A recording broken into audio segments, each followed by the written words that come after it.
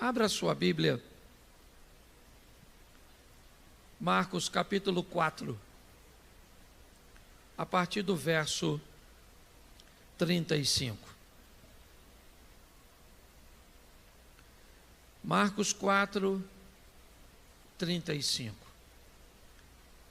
Se você está sem Bíblia, só olhar aí o telão. E naquele dia, sendo já tarde, disse-lhes: passemos para o outro lado. E eles, deixando a multidão, levaram consigo, assim como estava no barco, e havia também com ele outros barquinhos. E levantou-se um grande temporal de vento, subiu as ondas por cima do barco, de maneira que já se enchia. Ele estava na popa, dormindo sobre uma almofada, e despertaram-lhe, dizendo: Mestre, não se te dá que pereçamos? E ele, despertando, repreendeu o vento e disse ao mar: cala-te, aquieta-te. E o vento se aquietou, e houve grande bonança. E disse-lhes: por que sois tão tímidos? Ainda não tendes fé? E sentiram um grande temor e diziam uns aos outros: mas quem é este, que até o vento e o mar lhe obedecem? Verso 1 do capítulo 5. E chegaram ao outro lado do mar, a província dos Gadarenos. Feche os seus olhos. Senhor nosso Deus e Pai, em nome de Jesus, eis aqui a tua palavra. Continua falando conosco. Usa-me como um canal de bênção nesta hora, em nome de Jesus. Amém. Glória a Deus. Amém. Vamos observar mais um desafio que os discípulos vão enfrentar na sua caminhada com Jesus. Andar com Jesus nunca foi fácil para ninguém, por causa, o próprio Pedro descreveu isso: como eu, sendo pecador, vou andar com o Senhor que é santo. Todos aqueles que se predispõem a andar com Jesus, inevitavelmente vai ter que se submeter ao negar a si mesmo, tomar a sua cruz e andar após ele. Isso é um discurso muito bonito, muito agradável, mas extremamente desafiador. Viver com ele e tendo que negar-se a si mesmo, e muitas vezes sem entender as coisas que estão acontecendo, é um grande desafio. Já era tarde. Provavelmente boa parte dos discípulos já esperava que a missão daquele dia tivesse encerrado. Eles deviam estar cansados, sujos. E Jesus faz um convite, e Marcos começa usando um advérbio de tempo. E sendo já tarde, Jesus disse: passemos para outra banda. Vamos para o outro lado. Eu quero que vocês passem comigo. Não era uma determinação naquela ocasião. Os discípulos estavam iniciando a sua caminhada, é verdade. Me parece que Jesus ali dava a escolha. Mateus capítulo 14, a partir do verso 22, o texto diz que Jesus obriga seus discípulos, ordena, manda, determina. Era outra fase do relacionamento. Naquela fase, Jesus não está mais dando opção aos seus discípulos. Já eram maduros o suficiente para entender os desafios. E nesse texto, Jesus diz: passemos. O verbo aqui citado indica que Jesus vai com eles. Mateus 14, a partir do 22, Jesus disse: vão vocês, que eu vou depois. Para os discípulos era muito confuso nessa ocasião. Porque se eles tinham a maturidade em Mateus 14, eles ainda eram bem inexperientes em Marcos capítulo 4. Jesus disse: vamos para o outro lado. Que lado é esse? O que tem lá? que nós vamos fazer lá? Qual é o propósito? Lá é a terra dos gentios. Lá é a terra das pessoas que não têm nenhum tipo de relacionamento com Deus. Lá é a terra da criação dos porcos. O lado oeste, não. Mas aquele lado era um lado basicamente proibido, inapropriado, inadequado. Sabe, aquele ambiente onde nenhum deles gostariam de ir, não há intenção. O que nós vamos fazer lá? E pior, a essa hora, pensa, a essa hora nós vamos entrar no barco e atravessar para o outro lado. E pior, se olhar para frente, está o Monte Hermon. Ele anuncia com muita certeza a descida das tempestades. Ele anuncia de uma forma muito assertiva que um temporal está para vir. 4 homens que sabem como isso funciona estão no barco: Pedro, seu irmão André, Tiago e seu irmão João. Jesus já chamou pescadores, provavelmente, para a base do seu ministério, porque eram homens altamente capacitados para lidarem com frustração.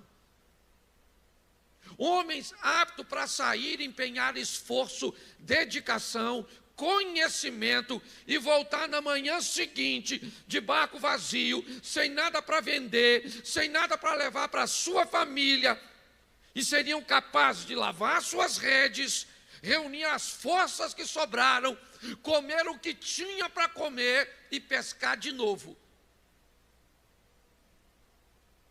A base do ministério de Jesus era formada por pessoas fortes, sem mimimi, pessoas que não dependiam de resposta, de aceitação, de serem ovacionados, aceitos, seguidos. Essa é a grande verdade. Quem depende disso provavelmente tem caminhada curta. Quem depende disso normalmente não vai muito longe. Já já esbarra com alguém que não te reconhece, que estabelece uma limitação. Já já você esbarra com a pressão de Satanás, com a dificuldade imposta por alguém ou algum sistema.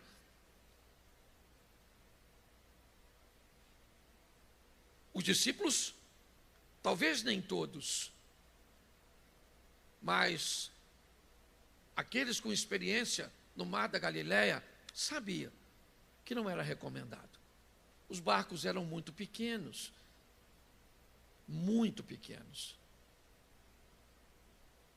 estabilidade quase nenhuma. Eles eram tocados ou por remo ou por uma vela pequenina. Então, provavelmente, eles não estão entendendo que convite é esse. O que nós vamos fazer do outro lado? A essa hora, o texto diz, já era tarde, mas nunca é tarde para o Senhor agir. Nunca é tarde para Ele entrar com providência. Nunca é tarde para que pessoas consigam viver o milagre. Essa é a verdade. Mas não é disso que o texto está falando. O texto está falando tarde de horário. Já era tarde quando Jesus veio com essa história de ir na terra desses caras, nesse lugar, e eles entram.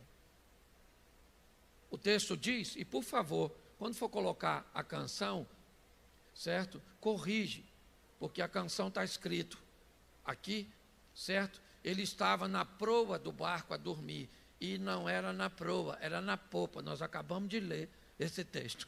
Então não sei se alguém traduziu errado aqui, ou se quem fez a música não sabia nem do texto bíblico. Tá certo? Mas dá uma corrigida depois para a gente cantar direitinho. Estava na popa do barco a dormir. Bate menos, é mais seguro. E Jesus falou, passemos, mas foi dormir. Arrumou uma almofadinha, E foi lá e deitou. Por quê? Porque o papel dele, ele já disse, passemos. Se ele falou passemos, não tem tempestade, não tem demônio, não tem problema, não tem obstáculo, não tem governo, não tem nada. Se ele falou, vai ter que se cumprir. Posso ouvir um amém? Amém. Isso. Agora, isso não significa que tu não vai ter que encarar a tal da tempestade. Ele deita para descansar na popa do barco e vai dormir. E quem é que vem? A tempestade. Se tem um negócio que é para crente, principalmente, é com fartura, é tempestade. Você piscou o olho, parece uma. Às vezes do nada. Quem é casado, então sabe o que eu estou falando. O céu está, Jesusinho, falou uma frase, fechou. Dá trovoada, dá tudo. Certo? E você está rindo de você mesmo, porque você sabe como funciona. Escute só. Jesus foi dormir e lá vem a tempestade. Nós temos nesse barco quantos pescadores? Quantos? 4. Não deve ser difícil para eles. A tempestade vem e eu não sei como é que Jesus, confesso a você, consegue dormir no barco tão pequeno no meio de uma tempestade.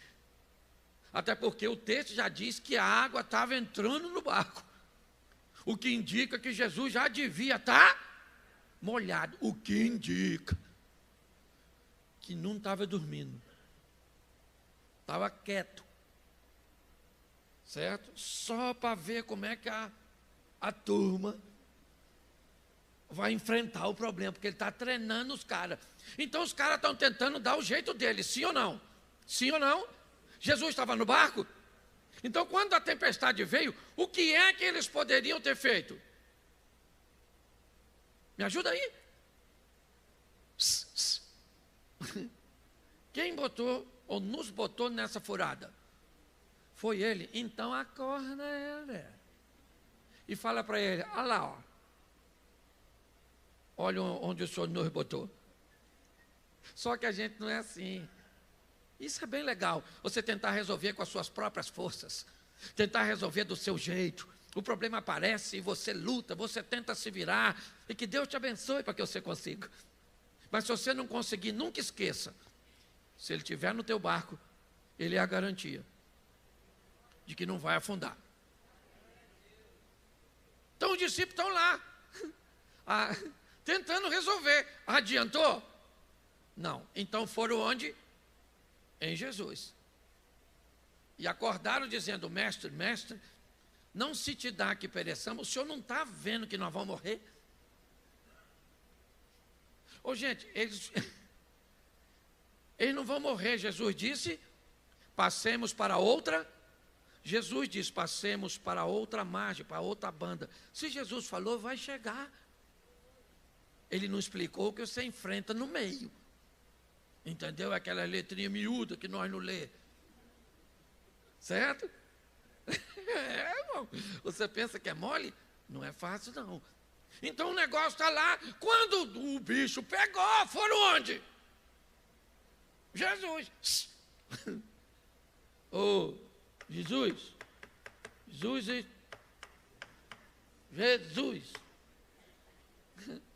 Pensa ele. Oi.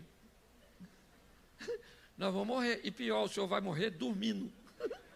Quando o senhor vê, blup, blup, blup, blup. Certo? Jesus levantou. Certo? E falou para o vento. Cala essa boca. Falou para o mar, quietinho. Não quero nem marola. Agora é piscina. E as nuvens? Dane-se. E as precipitações? Dane-se.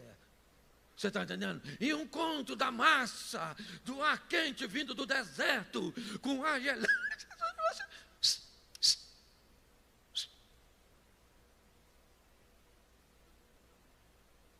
O vento que não é otário, calou a boca. Certo? Vai que nunca mais venta. O mar já sabia que tinha poder desde o Velho Testamento. Certo? Mas no Velho Testamento Deus mandou abrir, vai que agora nessa desobediência manda fechar. Aí o mar fechou. Escute só. O vento ficou quietinho. O mar acalmou e os discípulos começam a olhar um para o outro e fazer uma perguntinha bem legal. Quem é esse? Como que é esse? Esse é o chefe dos crentes. Esse é o cara que vocês estão andando com ele já faz um tempinho. Já era para ter descoberto quem ele é. E mais do que quem ele é, o que ele é capaz de fazer.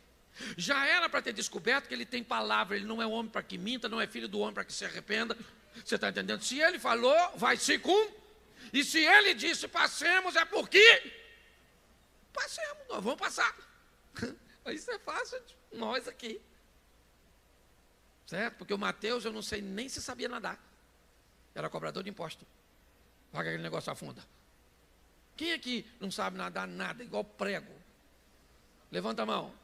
Aí, tu ia por ralo. E tem um bando que não levantou a mão, porque é chato esse negócio de ficar levantando, que ia também. Quem aqui teria condição de salvar pelo menos um, levanta a mão? Porque nada muito bem.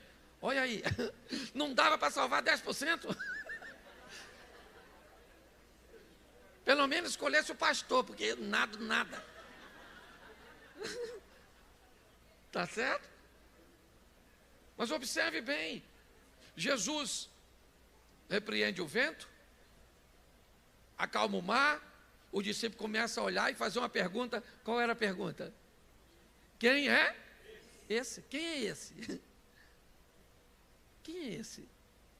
Quem é esse que está comigo, que me colocou no barco, que me colocou nessa situação? Quem é esse que me trouxe aqui? E pior, eu ainda nem sei para onde eu estou indo. Eu nem gostaria de ir do outro lado. Lá tem um montão de gente que eu não gosto.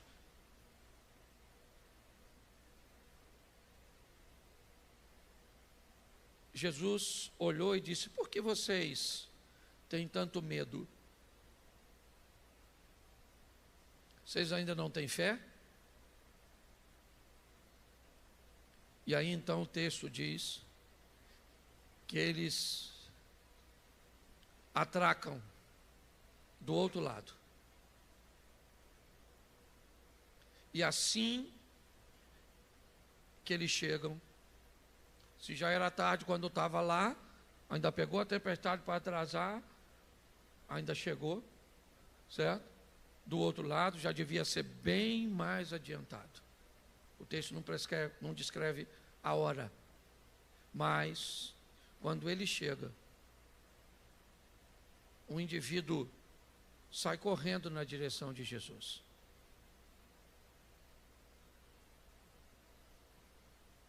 Se destacando no meio dos outros, gritando, provavelmente nu, porque era assim que ele andava, louco. Ele vem na direção de Jesus e pergunta: o que tenho eu com você, filho do Altíssimo, para você vir aqui me perturbar? Capítulo 4, verso 35, passemos para outra margem. Os discípulos não têm a noção do que vão fazer lá, mas o demônio já tem. O demônio sabe muito mais de evangelismo do que nós, sabe muito mais de potencial do que nós. O diabo sabe o que você pode fazer, sabe quem você pode se tornar, sabe o que você pode realizar. Olhe bem. O demônio vai até ele e diz: o que tenho eu contigo? A conotação dá a entender que se Jesus quer fazer alguma coisa naquele lugar, a pessoa mais indicada é aquele indivíduo. Pastor, mas ele está nu. Pastor, ele atacava os outros. Ele é uma vergonha, é uma escória. Ninguém gostaria de andar com ele. A fama dele não é boa. Sério? Então por que Satanás está atacando aquele cara, deixando ele endemoniado? Se ele não serve para nada, por que o diabo está tentando contra ele, contra a casa dele, contra a família dele, contra a vida dele? Então o diabo é um idiota, um bobo, que agora ataca pessoas que não oferecem nenhum perigo à expansão do reino. É isso? Não, ele sabe quem você pode se tornar. Ele sabe coisas a seu respeito que nem você sabe. Por isso, uma das frases mais ouvidas na boca de um jovem: aceitar Jesus agora? Não, eu sou novo. Deixa para quando eu ficar mais, porque aí eu já não tenho a mesma força, o mesmo vigor. Atrasar o agir das pessoas. Jovens, eu vos escolhi porque sois isso.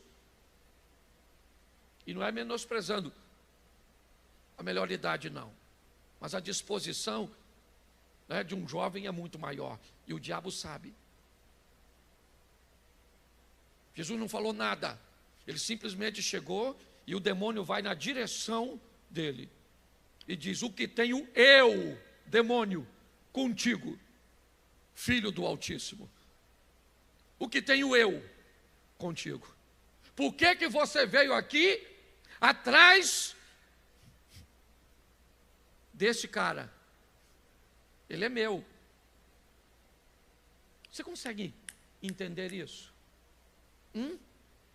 Você consegue entender por que você não tem força para ler a Bíblia? Você consegue entender por que você não tem força para orar? Você consegue entender porque muitas vezes você não tem força o suficiente para acreditar em você mesmo? Você acha que é à toa? Não. Quanto mais intenso isso for, pode acreditar, é porque mais potencial existe dentro de você. E se o Espírito Santo entrar em você e, certo, alavancar esse potencial que você já tem, você vira um perigo para o reino das trevas. Então, te botar desânimo, colocar alguém para te perturbar, colocar um pastor, às vezes, para te aborrecer, colocar um irmão na igreja para tentar te atrasar, é a pedra de tropeço. O que tenho eu contigo, filho do Altíssimo, para você vir me perturbar? Jesus está com seus discípulos. Não há necessidade nenhuma de perguntar alguma coisa. Ele sabe, mas seus discípulos não. Ele diz: como é teu nome? E aí o demônio diz: eu sou uma legião. Aqui não tem um nome. Aqui tem uma legião de demônios nesse cara. Olha bem, aqui não é um demônio. Aqui é um sistema de defesa. Aqui é uma legião para aprisionar esse cara.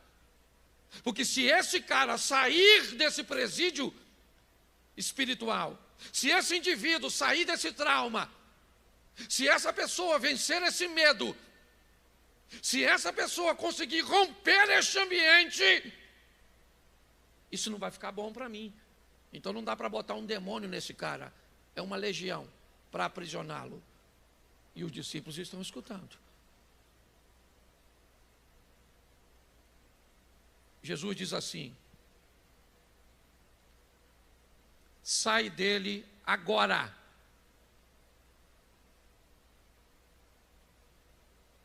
Sai dele agora.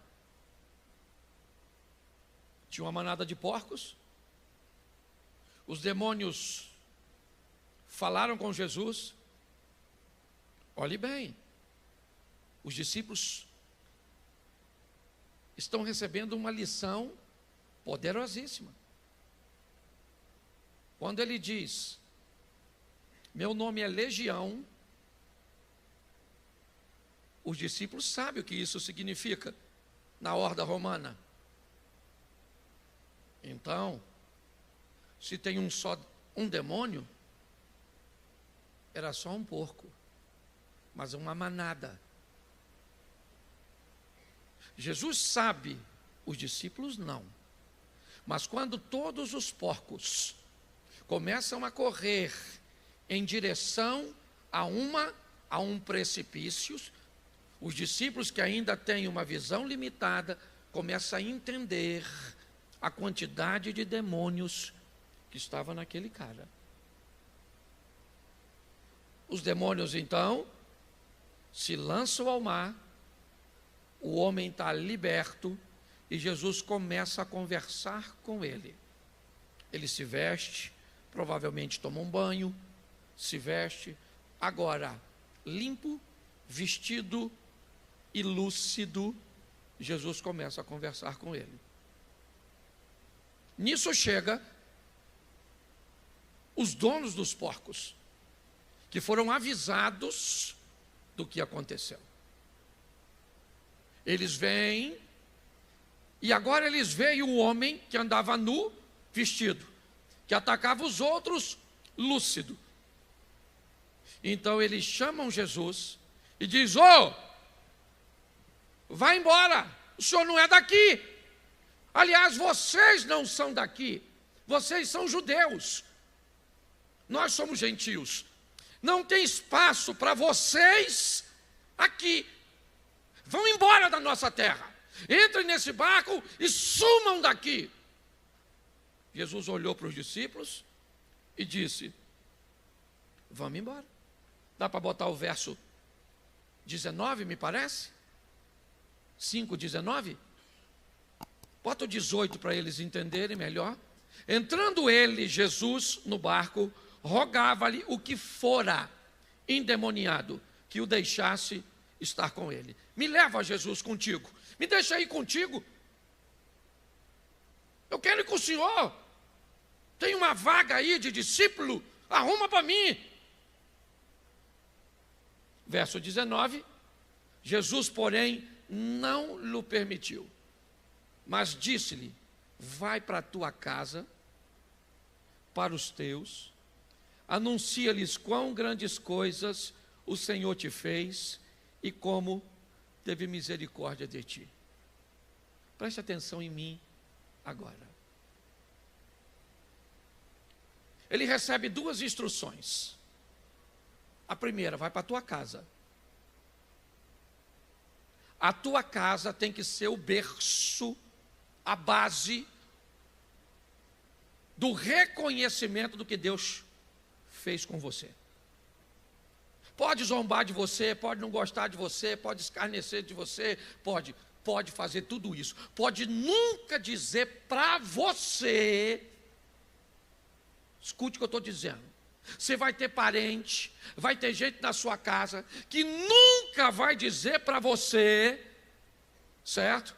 Que Jesus mudou a sua vida e que ela está transformada. Mas se conversar com os outros, fala: fulano está mudando, rapaz. Não falo para não dar confiança. Mas isso falava palavrão, manguaçava. Ela andava quase pelada. Entendeu? Ele é cachaceiro, a esposa não trabalhava, preguiçoso. Está mudado, menino, está mudado. Mas com você, sabe o que fala? Fica dando uma de santinho. Vai para a tua casa. Para a tua casa. Porque o verdadeiro evangelho, a validação do que Jesus fez da sua vida, vem em primeiro lugar da sua casa. Não precisa estar falando com você, mas quando falar de você, tem que falar direito. Fulano agora está enjoado. Não pode mais beber, não pode mais falar palavrão na frente dele, certo? Não vê mais nada desse jeito, não faz mais uma fofoquinha. Está achando agora que é anjo. Está lá na igreja dando dinheiro para pastor. Eu conheço, eu também tenho família. Eu tenho. E já aconteceu comigo essas questões. Certo? Meu próprio pai, às vezes, uma vez, um amigo aqui da igreja, falou: pastor, o seu pai está falando mal de você. Eu falei: tá? Ele falou: tá. E meu pai era uma figuraça. Uma vez vieram fazer uma reportagem no SBT aqui, foram lá entrevistar ele. Falou: o seu filho é um filho bom? Ele falou: meu filho é um menino bom. Já me botou morando aqui perto do cemitério. Lembra disso, Lezé? Que se morrer é só jogar por cima do muro. Meu pai era uma figuraça. E aí eu falei para essa pessoa aqui da igreja que me disse que ele estava falando a meu respeito mal. Eu falei, quando meu pai falar mal de mim, sustenta, fala também. Fala que eu sou sem vergonha, fala que eu sou safado e vê. Pois ele voltou lá, meu pai falou, ele falou, é isso mesmo, seu Chico. Esse menino não presta. Meu pai falou, não é assim não. Meu menino é pastor, não, meu menino é decente. Comigo não falava, mas com os outros falava. Seu cunhado nunca vai falar que você é um homem de Deus na sua frente. Mas por trás de você vai dizer que o Senhor mudou a sua vida e que você não é mais a mesma pessoa. Sua casa tem que engolir o que Jesus fez, mas não vão falar. Com você não fala, mas fala com os outros.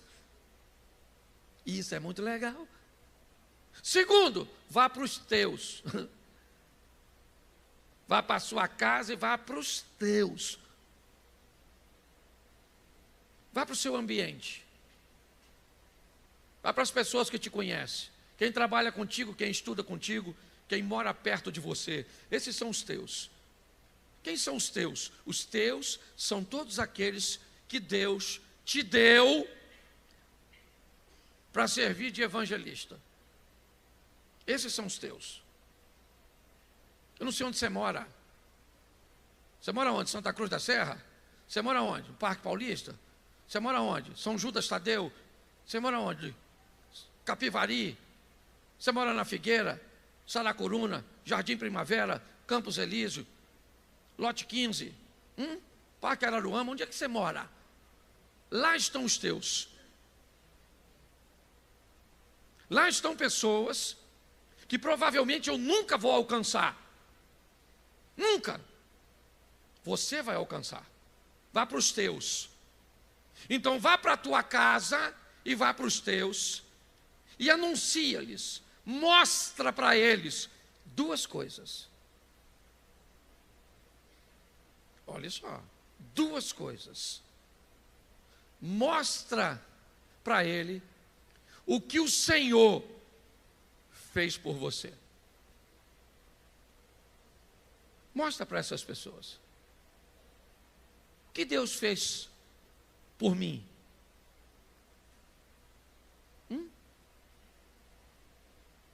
O Senhor acreditou num garoto que não tinha pai, não tinha mãe, vivia de casa em casa, teve que sobreviver a tentativas de abuso, enfrentou bullying na escola, deu o primeiro beijo na boca, irmão, com 17. Hoje tem garoto de 10 que já beijou. Eu beijava espelho, já falei isso aqui. E não ri não, porque eu sei que assim de gente já beijou espelho.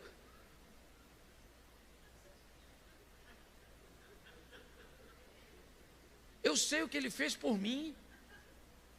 Você sabe o que ele fez por você? Você tem que fazer uma relação de tudo aquilo que ele fez por você. Eu não posso esquecer, porque pensa numa vida difícil, eu tinha tudo para ser traumatizado. Aliás, eu acho que eu sou. É que o trauma vem em forma de humor. Mas eu acho que eu sou meio traumatizado. Eu devo ter uma perturbação do sofrimento que eu já tive nessa vida. Mas o que ele fez por mim, pensa o que ele fez por você. E aí? O que ele fez para você, Zia? Eu conheço você de outros carnavais, eu sei. Hein, Reinaldo? Conheço. Hein, Geraldo? Geraldo até baixou a cabeça com medo de eu falar. Certo? Ei, Eduardo, pensa. Dá uma olhada. Olha só, o que ele fez por você. Se eu desse o microfone aqui hoje para 5 pessoas subir aqui e dizer o que Deus fez por você, esse culto ia acabar meia-noite. Sim ou não? Sim.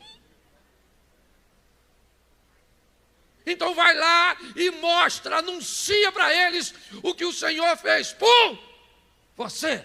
Pensa. E o pior, por que ele fez? Porque você merece? Por causa da misericórdia. E como teve misericórdia de você?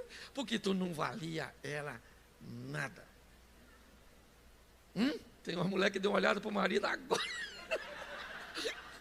O olho de Tandera. Pensa, pela misericórdia, porque a gente não merecia. Entendeu? Não merecia. Se nós olharmos, as pessoas não acreditavam na gente, certo? O que girava em torno do nosso nome não eram as melhores informações. E aí quem é que resolveu enfrentar uma tempestade, a incredulidade dos discípulos, o improvável, e marcou um encontro com você?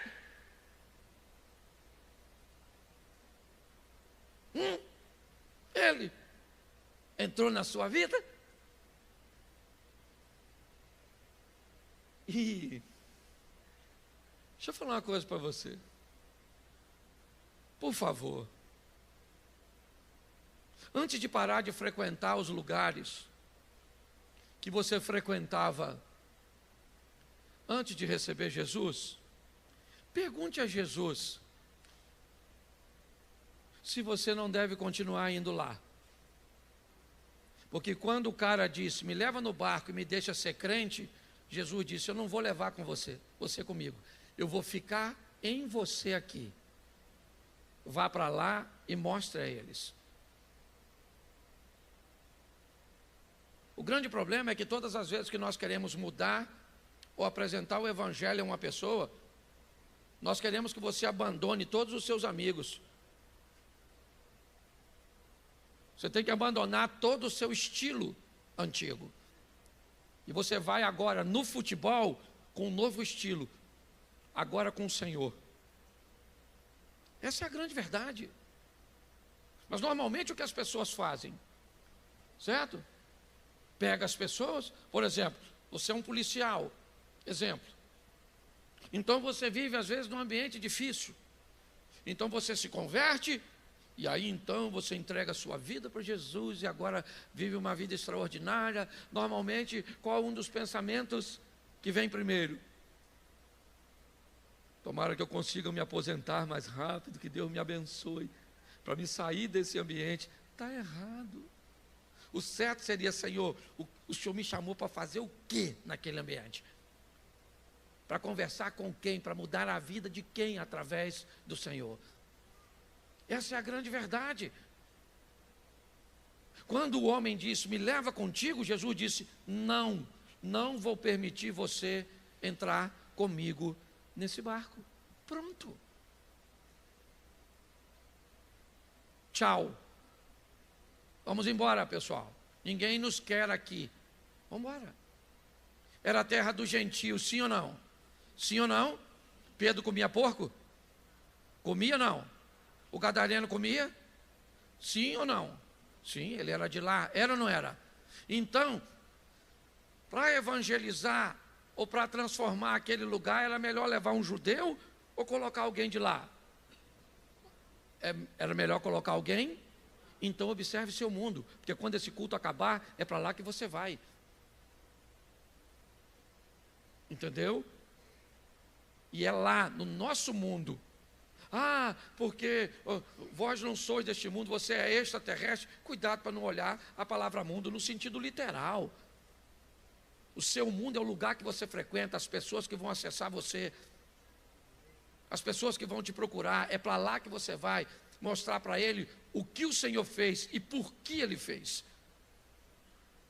O que ele fez foi extraordinário. E por que ele fez? Não é porque eu merecia, é por causa de sua misericórdia. Você quer continuar o texto?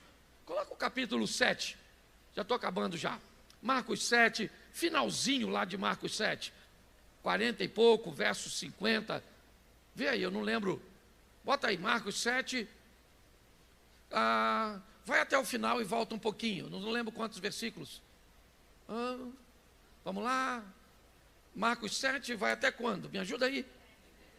Termina no 37? Marcos 7. Deixa eu pegar o texto aqui, que fica mais fácil. Que aí eu já tenho. Marcos capítulo 7, versículo. Vamos lá. Isso. Espera aí. Eu já pego um pouquinho para vocês.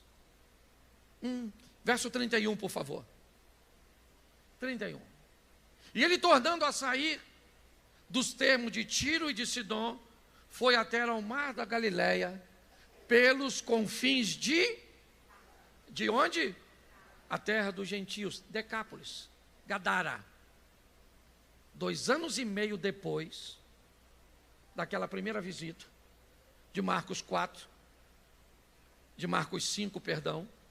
Agora em Marcos 7, Jesus torna, e não mais de barco, ele está a pé, rodeando por cima de Cafarnaum, certo? Atravessando, ele vai contornar, sai dos termos de Tiro e de Sidom, certo? Ou seja, embaixo do Líbano, ok? E vem pelo mar da Galileia, margeando pelos confins de Decápolis.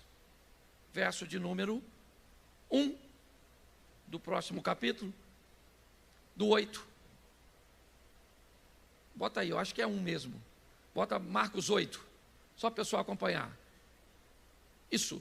Naqueles dias, havendo uma grande multidão, não tendo o que comer, Jesus chamou a si os seus discípulos e disse-lhes: tenho compaixão da multidão, porque há já 3 dias que estão comigo e não têm o que comer. E se eu os deixar em jejum, se eu deixar ir em jejum para suas casas, desfalecerão no caminho, porque alguns deles vieram de longe. E os seus discípulos responderam: de onde poderá alguém satisfazê-lo de pão aqui no deserto? Perguntou-lhes, quantos pães tendes? E disseram-lhe 7. Ordenou que a multidão se assentasse no chão, tomando os 7 pães, certo? E tendo dado graças, partiu e deu aos seus discípulos para que o pusessem diante deles. Puseram diante da multidão, verso 7, e tinham também alguns peixinhos, e tendo dado graça, ordenou também que lhe pusesse diante. Vamos embora? Comeram e saciaram, e dos pedaços sobraram 7 cestos. Vamos embora? E os que comeram? Foi o quê? Quase 4.000 homens, sem falar mulheres e crianças. Jesus volta a Decápolis, aproximadamente 2 anos, talvez um pouquinho mais. E agora ele chega lá em Decápolis. Bom, Decápolis era a terra do ex-endemoniado. Jesus diz a ele: vá para a sua e vá para os teus de Gadareno. Quem são os teus de Gadareno? O povo de Decápolis. Jesus volta a Decápolis depois de 2 anos e um pouquinho. Tem 4.000 homens. Vamos botar aí, dobra isso, 8.000 pessoas, colocando mulheres e crianças. Tá certo? Só para você entender a quantidade de gente que saiu da sua casa para conhecer Jesus. Por quê? Por que as pessoas foram conhecer Jesus? Pelo mesmo motivo que saíam para ir a Betânia. Elas iam a Betânia para ver quem? Para ver quem? Você lembra? O que Jesus fez em Betânia? Ele fez o quê? Não, mas depois, ele fez o quê com Lázaro? Ressuscitou Lázaro. As pessoas iam a Betânia para ver o homem que Jesus... As pessoas iam àquela reunião, certo? Para ver Jesus, por causa do homem que Jesus... Isso continua acontecendo. Entendeu? O número de pessoas que vão, pare de se preocupar com isso. Talvez você vai na casa de alguém fazer uma oração e vai aparecer 3 vizinhos. Vai aparecer um vizinho. Às vezes você vai pegar um ônibus e naquele momento, aquele se torna um dos teus. você nunca viu e talvez nunca mais, mas naquele momento ele cruzou seu caminho. E do que ele vai se aproveitar? Do que Jesus fez por você e de como ele teve misericórdia. O poder da transformação. É isso. Um homem transformado. Um homem mudado. Uma pessoa, certo? Totalmente diferente. Essa noite eu gostaria que você refletisse sobre isso. Um cara que ninguém dava nada por ele, porque não era para dar. Ele não tinha muito o que oferecer. Os números, talvez, é o que mais causa confusão. Mas é assim que funciona.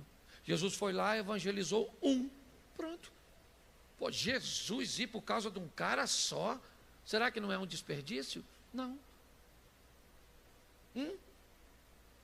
Filipe não é arrebatado e vai até o caminho encontrar com um eunuco que está indo para a África, para o sul da África. Um indivíduo. Filipe pegou e foi lá e conversou com Natanael. Vem e vê. Não se preocupe com números, mas fique atento ao seu mundo.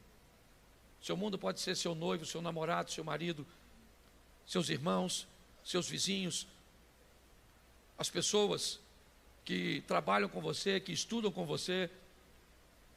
Aliás, pode ser pessoas que estão na igreja com você. Porque talvez você faz mais parte do mundo dela do que eu. Provavelmente vocês têm relacionamento com gente aí, ou entre si, um relacionamento muito mais intenso, muito mais forte do que tem comigo. Entendeu? Então, às vezes, me diga seu nome. Etiel. Me diga seu nome. Edalmo. Talvez o Etiel seja alguém do mundo do Edalmo e não do mundo do Cláudio. Você consegue entender? Alguém cujo qual, quando você falar para ele o que o Senhor fez por você. Ontem à noite nós estávamos lá em casa, sentados numa mesa, né, ao redor da mesa, com os sobrinhos, cunhados, e ali nós começamos a falar um para o outro o que o Senhor, ao longo dessa caminhada, fez por nós, conversando para aquela garotada, para eles saberem. Saia daqui para mudar seu mundo. Saia daqui para que as pessoas conheçam Jesus através de você. Por quê? Porque Ele teve misericórdia de você. Ele está tendo misericórdia de você. Seja uma bênção. Que as pessoas possam olhar e ver o que Cristo tem feito, fez e fará na sua vida. Posso ouvir um amém? Você pode ficar de pés?